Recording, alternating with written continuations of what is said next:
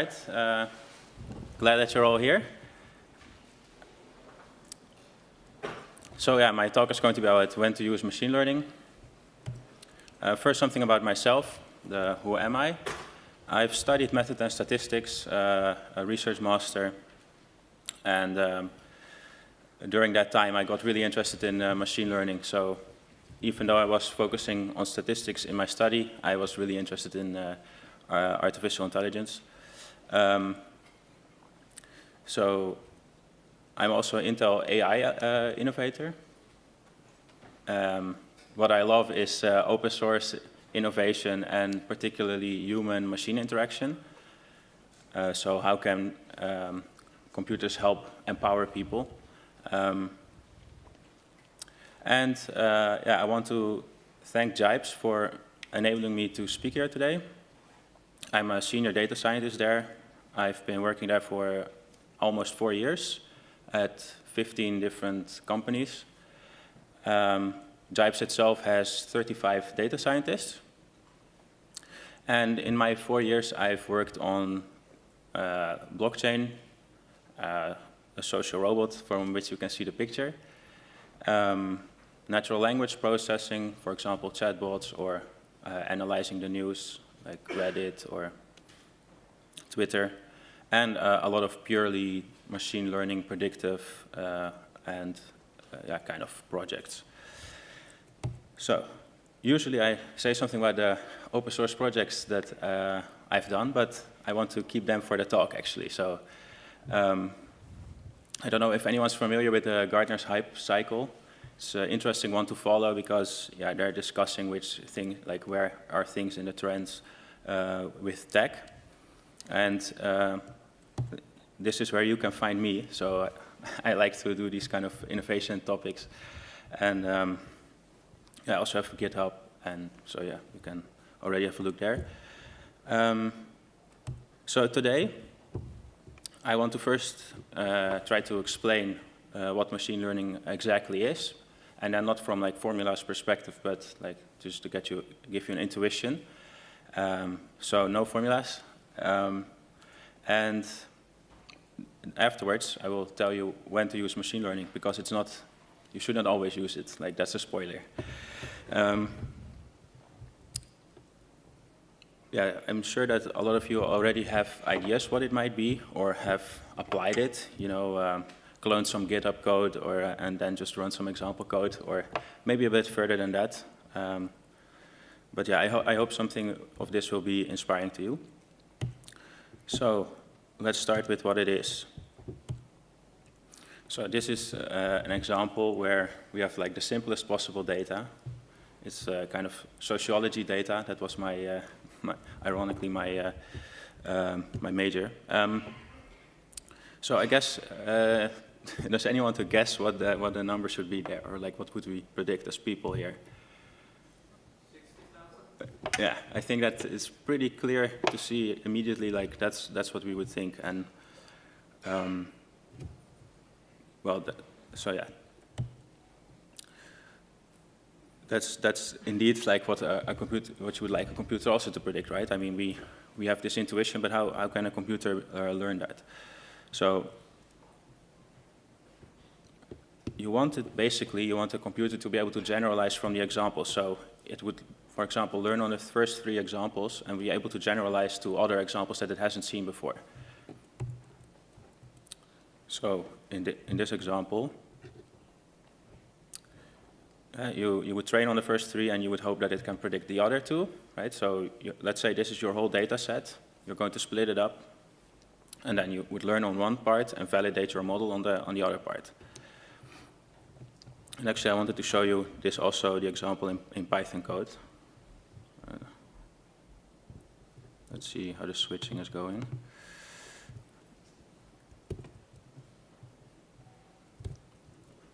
All right, so I don't know who of you is familiar with scikit-learn, but it's a very good library which helps you develop machine learning models, and it popularized the fit, transform, and fit predict. So, like, as long as you're still kind of making a pipeline, you're doing fit and transform, so you learn how to apply, like, like for example, with the age and the income, it's kind of a function that you're trying to learn, right? You have an argument, someone's age, and then you try to predict the income. And scikit-learn, yeah, is really good for this kind of like stuff where you want to train on some data, and then, yeah. So.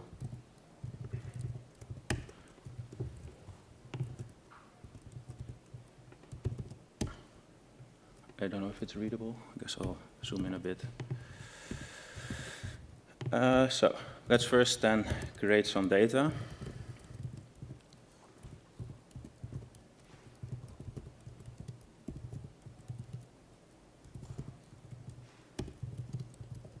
And this is usually how you name the variables.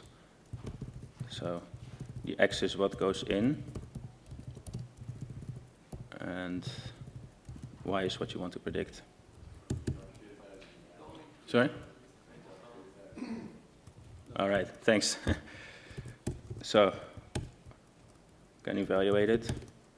And so this is how the variable would look like. And the y variable looks correct, right? So now we make a model.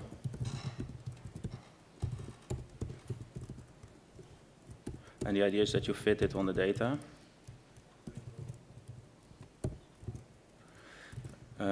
So you want the first 3 examples, you want to learn on that. And then you can predict the rest.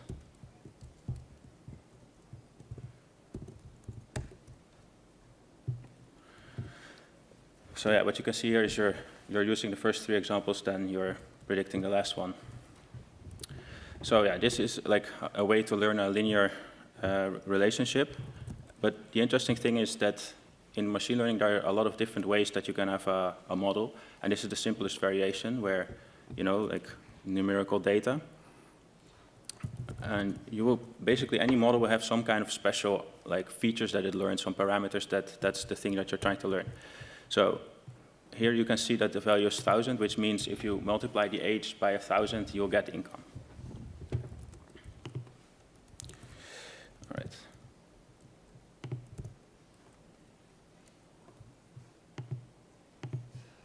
Oh.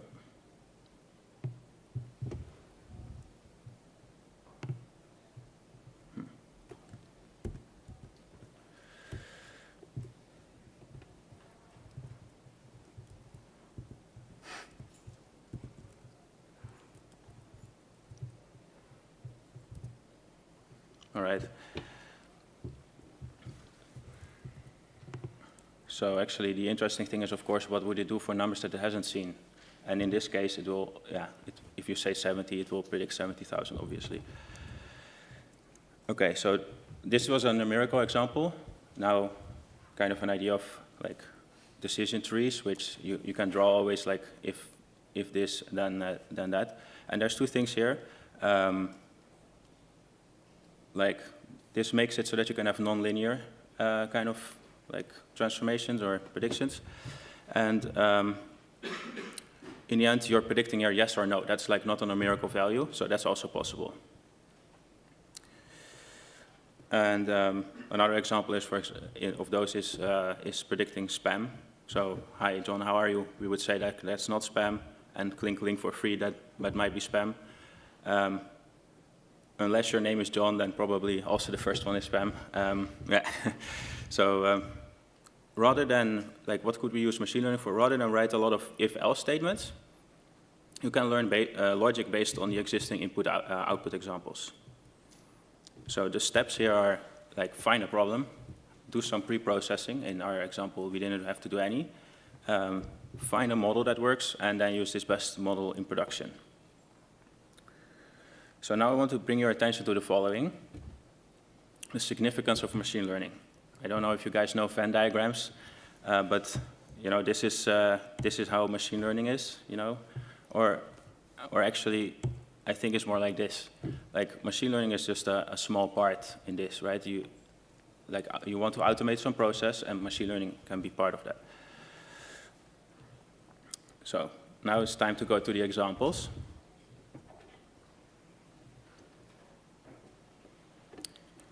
yeah, so this is a library that I put online, and I wanted to explain to you how I came to this idea. I had installed Arch Linux on my MacBook. I would not recommend that. It's like it's a horrible idea. Yeah, don't try it at home. But at night, programming at night, I've noticed that there's difference between the colors. So you have those that are trying to know, it's dark, so it will apply some like orangey filter. I never got used to that one. But what I noticed was that the browser, which is mostly white, was still really bright compared to when I looked at my editor, which was really black. So I thought, it would be cool to kind of take that into account. And I also thought like it would be cool if instead of having like a lot of configuration, that it would be cool if you would have actually no configuration at all, and you would be able to still like be able to do something about it. So yeah, this is example data of the BrightML that it takes.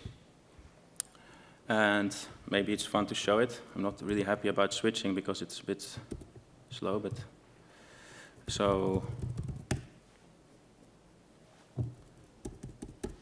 yeah, that's the new version, right? Then you always get these things. So whenever I switch between a screen, you can see that it applies new brightness.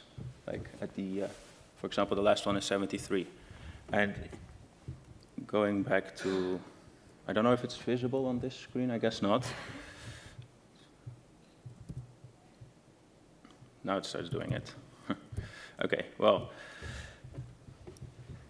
it's mostly designed for a laptop, so I only experienced here if it would work on external monitor. But the idea is that yeah, you need to collect features that can help you predict it. And these are the ones that I've got.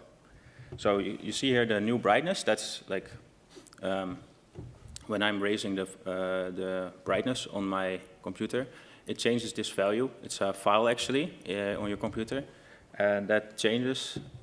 And whenever a change is being made to that, then it's being recorded, and it records these kind of features. So my battery power level, which application I'm in, but also that pixel value that I wanted. So that's like a value between 255 and 0, right? So the idea is I want to have a model that could potentially learn the difference between high values, low values.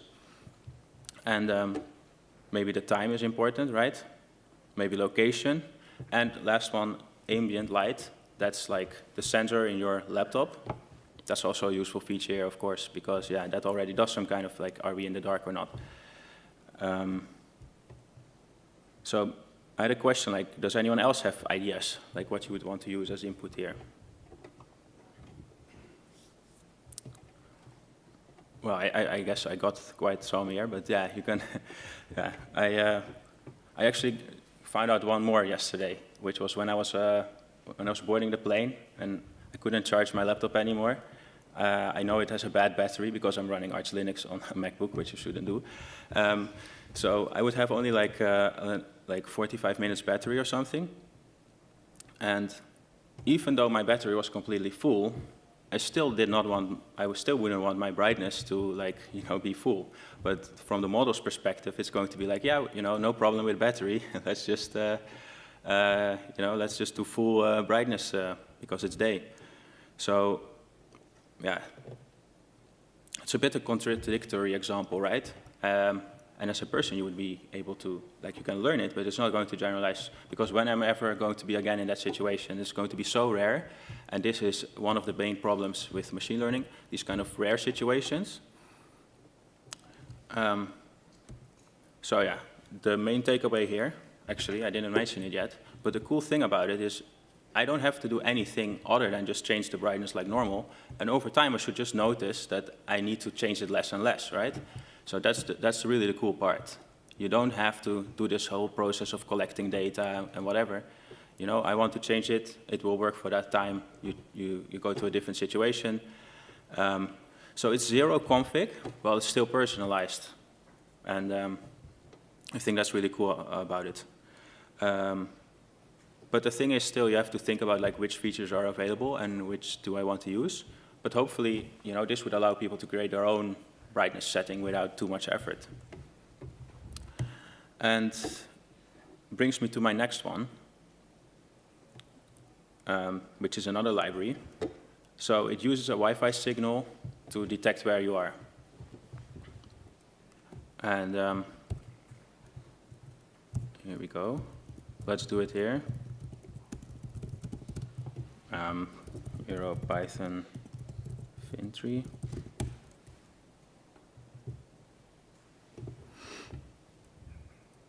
Let's see if it works. So I have it here. See? It's in my bar, so my computer knows where it is. And I think it's cool because this one is using a smaller module that I've made just to get just to give an idea of how it works. So it uses the scanner, and you have like a lot of Wi-Fi inputs, like some ideas, and how strong your signal is. So that's kind of how this one works, is if you're sitting on your couch or you're being somewhere else in the house, the computer could know the difference because the signal strengths are going to be different between the different access points that you have. And the interesting thing here again is that,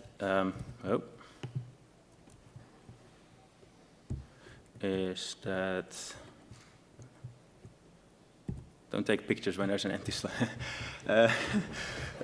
No problem. So the cool thing here is, when we look at this one, is actually using it. So I really like this idea of creating small models that you can then use in like other things. And I think that that's where we have to go with machine learning, create small models that then can be reused in other components. Because I do think that where I am is actually going to be a factor in how your brightness would want to be, or I mean, it can be predictive of it. So pluggability is key. And well, one of the ideas is easier to learn from the observation than to have to say something, if my signal strength is this much, like no one wants to do that, right? That's like really crazy. So, oops, yeah, so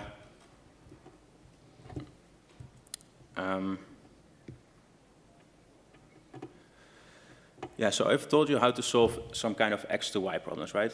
Some input to some numerical value or some like class. And so you can only solve these kind of problems, some X to Y problems. It's pretty limited, you would think, but people have been very creative in posing their problems as X to Y problems, actually. So, for example, in computer vision, and what would be any respectable presentation without a seemingly off-topic picture? So this is an example of the ImageNet data set. And it's something like, I think they were predicting dogs, and they looked at which ones were wrongly predicted, and then they saw this. I mean, I think it's hilarious. Yeah, so, but how would you use this in a model, right? How did I do it? Well, it's like different classes. In this case, is it a dog or is it not a dog? 0 or 1. 1 is a dog. And on the other hand, you have pixels. And this is the crazy part. You have, for every image, you have like 80 pixels by 80 pixels by 3 channels, like red, green, blue. And like that is something like, I think like it was like 19,000 or something data points. So you have to imagine each of those is a value between 0 and 255. It makes it that you immediately have big data with some sizable number of images. But yeah, that's an idea on computer vision. And so I want to also talk about one case from work. I've worked for multiple insurance companies, and in one of them, we wanted to investigate what computer vision could do for them. And in this case, they wanted to predict the amount of damage, like how much it would cost to repair it from damaged car pictures. And well, it took a really long time to get this data because obviously they have not prepared for it to be used like this. So we started working with academic car data. And so pretty much, yeah, like this is an easy one, but they have examples where you have like a tiny scratch and it's very difficult to see like the very small feature on the whole thing. So we started with, we actually made it a bit easier, this problem for ourselves, like more on like sides of the car, like this as a start. So we were trying to predict which side of the car we're looking at, and then you would, so it's kind of about localization, and I did this over 2 years ago. But yeah, it's a good case because it's, it's very time consuming in a way. And so, but the problem is they didn't have enough data, and the cool thing is though, there's something called transfer learning where you can use like an existing model. At that time we used the Inception V2 model from Google. They were training it for like 3 months on like 30,000 euro machinery, something like that. And the idea is that they made this whole network, and only actually this like last red one completely on the right is the actual prediction is happening. Like, this is, and in that case they use the ImageNet, so it's like this is a dog, this is a car, this is, a lot of, like I think 1,000 different classes. But the cool thing is the part before that very last one, that can still be reused in other cases. So in our cases, so features that are useful to help the dogs might not be that useful, but there's always some kind of features that it will learn to represent this whole data, to learn this whole data set that you can use in another task. And yeah, it was a very interesting project. It was when TensorFlow was 0.8, and we made or we used our template to create an Android app. We changed it so it would accept our model, and so it's still fun to walk around and project it on cars and have a laugh every now and then.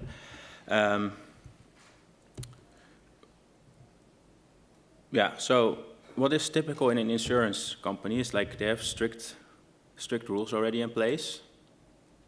So that, yeah, this was innovation, so that's one part there.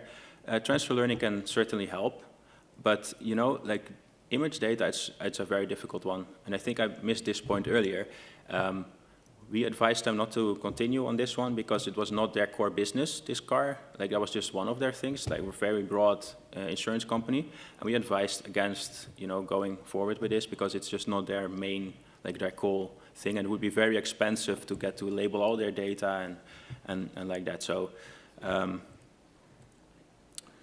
another thing is like you're going to have a difficult one with like compliance, where you're going to be like 60% of the time it's accurate. Like compliance doesn't really like that.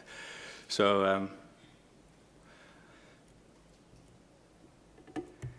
I wanted to go to another complex problem. I don't want to go too much into depth in this one, but I thought it would be fun to have a neural network learn to complete neural network code. So yeah, there's a lot of generative models out there. So you just give it a bunch of text and it will learn to predict the next word or character based on the things that it has seen before. So there's a generative model, and yeah, it can be very generic. It can be time data, or it can be like text or images even. But I don't want to go too much into depth about this one. I think that generating in company is not that interesting usually, unless you're making really that to be your thing. Like, for example, I think it's amazing what kind of art they make. Like, Google made something called deep dreaming or something. It's very interesting art. But yeah, so these are just like inspirational ideas. It's not really, I wouldn't really recommend like this as your next project, though it can be interesting, of course.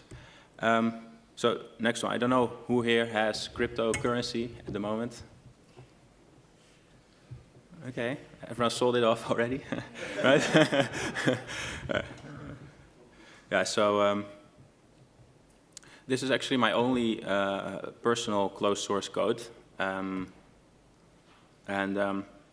Actually 3 years ago I was working on blockchain, and at those times I was also a bit skeptical of it. I'm still quite skeptical of blockchain. But yeah, I was always laughing when companies were saying something like, yeah, we're combining AI, IoT, and blockchain, and this is going to be the thing, you know, like now you have like 3 problems instead of like 1. Yeah, so, but yeah, in those times I also, well, I didn't have a lot of money, and I thought it was also going to be way too expensive to trade these things, like thinking about stock where, you know, it doesn't make any sense unless you have really big volumes. And that there are already way too many people doing it. But actually, a few months ago, I thought, you know, let's just collect data and let's analyze some of it. And, you know, most of the models, like the popular ones, then they apply the latest machine learning techniques, hoping that it's, you know, it's going to give them an edge. So basically what they're just doing is take this, like, price data over time, and they hope that they're able to predict, like, if it's going up or it's going down. So that's what most people are doing. I thought, I wanted to do it for some time, but I thought, you know, yeah, that's not really, like, that's really risky, or, you know, I don't have anything to say about, I cannot control anything, it's going to be, you're going to wake up and anything can happen. So yeah, I thought, you know what, I'm going to analyze the data, and I'm going to see, like, what are the most obvious things, like, I noticed at one moment that a coin was, like, one of the coins was going to work together with Microsoft, and that really increased the price enormously. So I thought, you know what, if I'm just going to monitor for such events, those things that, you know, it's going to be obvious for everyone that the price is going up, you know, that maybe I can do something with that. So just make something very simple. There's no need to always try to do the most complicated machine learning model. And I can also assure you that it's a good experience to have your personal money on the line. Like, it's a good experience in the sense of when you lose some money, then you're really going back and, like, you will make sure that you're really doing good monitoring there. And yeah, another big point here is that you don't need machine learning to create training and test sets or run simulations, right? So machine learning is just one part, just running simulations where, you know, like the things that I'm doing is, like, you know, just 2 values or something I'm trying to find. It's not based on machine learning. And a lot of just, yeah, you do tests backwards, but it's not necessarily machine learning. Yeah, don't underestimate the work necessary next to machine learning. I didn't bring that up, but yeah, it takes so long before, yeah, because you're depending on the exchanges to trade, and, you know, from idea to actually have to have something like that working, it takes a long time. And yeah, you can also do analysis sometimes instead of, like, forcing it to be machine learning. And for Python, right, like, simple can be better than complex. It also holds for machine learning or modeling or of any kind. So another one that I made is X2Y. I gave a talk about that also sometime earlier, and it's the idea of automating these steps of, like, because a lot is, you know, you have some data, you do some kind of pre-processing on it, like dealing with missing values, because otherwise it doesn't, scikit-learn cannot deal with it. And you do model selection, and I mean, in the end, after you've done a lot of, like, different projects, you have a kind of, you start to like a couple of models, you know when to apply them. If you just throw them together, well, you get, if you throw this together, then you get something like X2Y, and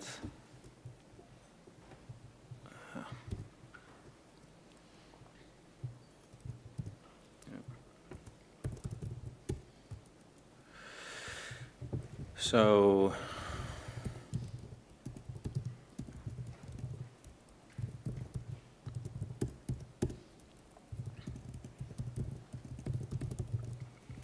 I'm loading that library, of course, and reading in some data.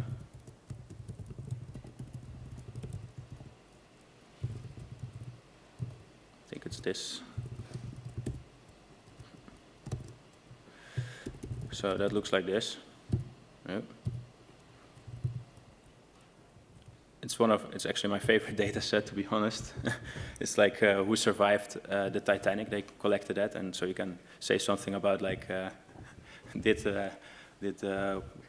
women indeed like was the captain last standing, or these kind of, you know, these ideas. But yeah, women did have a better chance, so that's good, right?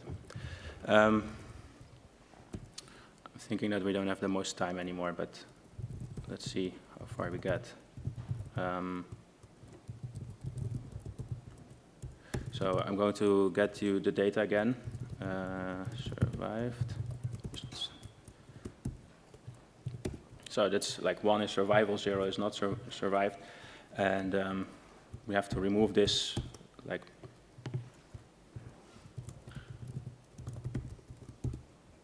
so now it's not there anymore. And then we can say, okay, same pattern as before.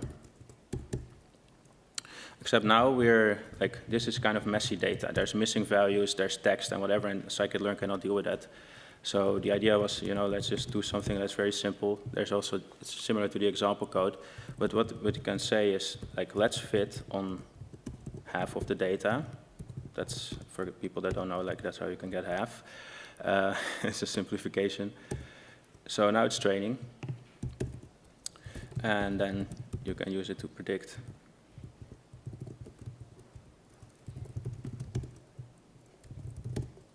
So there we go.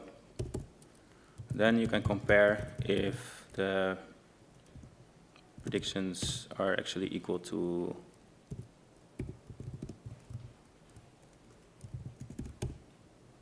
so in this case we got 77% correct.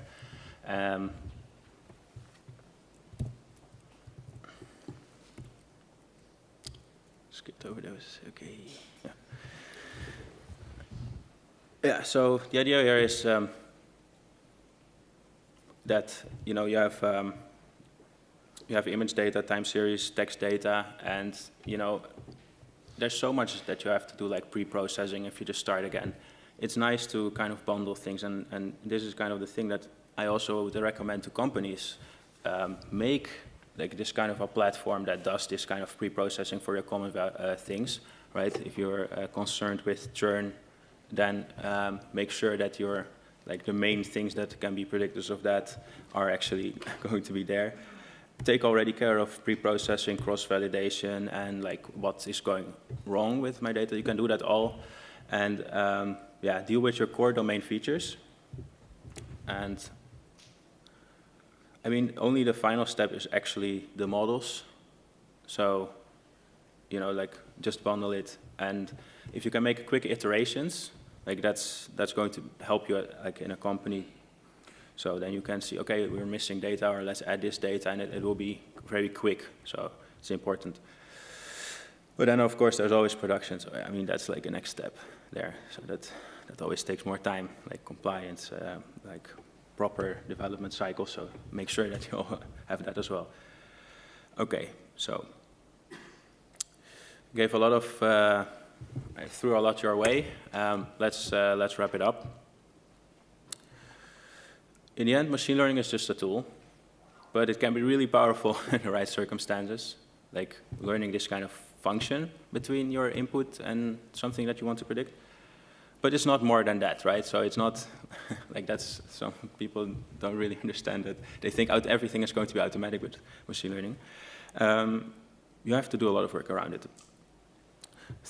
Ask yourself, is it easy to create a feedback loop here? Or if you have to do a lot of effort to create this, like, new data, new annotated data where you get the answer, right? Like, if you cannot collect income data, then it doesn't matter if you have age, and it's a good predictor, which is, yeah. So this is a very important one. Yeah, don't forget to think yourself, like, what could be useful features, right? It's a bit of a simple one, but yeah.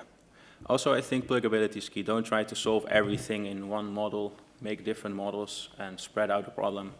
And I think actually that it's going to be very interesting to see what in the next few years people are coming up with models that you can then use in your model. Because, you know, if you look at OpenCV and computer vision, they can do facial detection and these kind of things, but it took a long time for people to, to build this. And but once we have these kind of models for machine learning, it will be nice to chain them together. And don't try to solve the most complex problems. If it's like way too complicated data, or like there's so many rules, then just start with something easier. Like, especially when many strict rules are there, like insurance companies, banks, they have so many strict rules. If you cannot explain it, if you cannot cannot reason why you're doing it, or if it's obviously wrong why you're doing it, like discrimination or whatever, then it's not going to work. So, and most people find optimizing models fun, get a better score, but optimizing the model is usually not the best thing to do here. If you have the simplest model, you can still really make big improvements by getting better data, or talking to the people that can help you get better data. So this is also a very important one. And never underestimate the work required besides machine learning to get it actually in production, right? Like, even if you have the model, you're very happy with it, it takes time to get it to work inside a whole application environment. Build a framework in your company. I wanted to thank you, and come and say hi. If something wasn't clear to you, or you want to discuss your own examples, or just chit-chat, I'll be here until Saturday. And my final and most important suggestion is, make little projects, and then give a presentation about your machine learning projects at the next EuroPython. Thank you.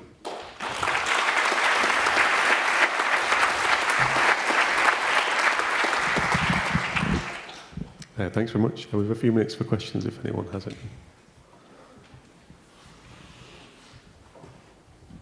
Have you actually made money on your blockchain project? Good question. Well, I have not lost anything yet. I'm still in the development phase, and projections are that even if Bitcoin is going down 20% per month, then it should still be okay. So. Nice. Thank you. Yeah. Anybody else?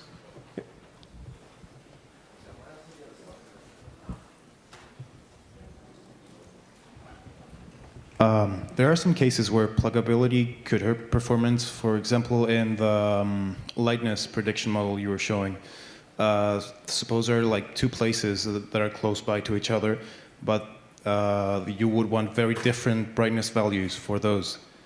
And since the prediction is based on classes, like you just predict the place, if it predicts the place incorrectly, it could really hurt the performance of the brightness prediction. So what would you recommend doing in those cases?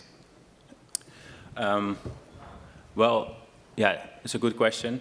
The thing there is, there are so many other features, so you just hope that the model will learn to prioritize others. So I mean, if you're afraid that it's going to be messy, this prediction, then the model eventually will learn that it's not an important feature, right? So then it wouldn't use it. It's I guess in the example of being at EuroPython or somewhere completely different, then it's going to learn that that's in that case a good example. But maybe couch 1, couch 2, if you want to learn that difference, very close to each other. Yeah, in this case, how it's parameterized, I would expect that it's not going to put too much effort on this one. So it would just instead focus on like time, or the pixel value or something like that. Yeah. Thank you. Thanks. Anyone else with a question? No? Okay.